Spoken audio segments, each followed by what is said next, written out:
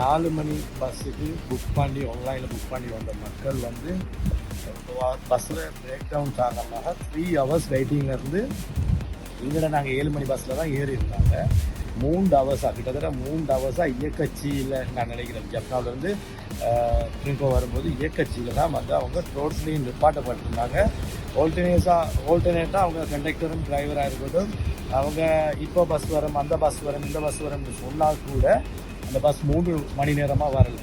ஏற்றும் போதும் இந்த 7 மணி பஸ்ஸில் இருக்கிற கண்டக்டர் வந்து ஏதோ அவங்க கடனாளிகள் ஏறுற மாதிரி அந்த ஃபீல் பண்ணுற மாதிரி தான் நடத்தினாங்க.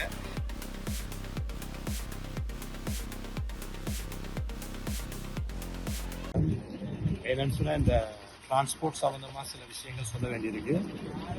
இன்றைக்கி வெள்ளிக்கிழமை நாங்கள் 7 மணி பஸ்ஸில் வந்து கொண்டிருந்தோம் ஜப்னாவிலேருந்து ட்ரிங்கோ நோக்கி.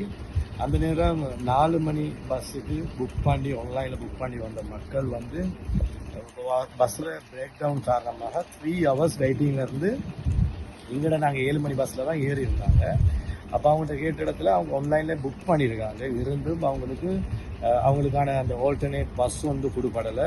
3 ஹவர்ஸாக கிட்டத்தட்ட 3 ஹவர்ஸாக இயக்கச்சியில் நான் நினைக்கிறேன் ஜப்னாவிலேருந்து ட்ரிங்கோ வரும்போது இயக்கச்சியில் தான் வந்து அவங்க ரோட்ஸ்லேயும் நிப்பாட்டப்பட்டிருந்தாங்க.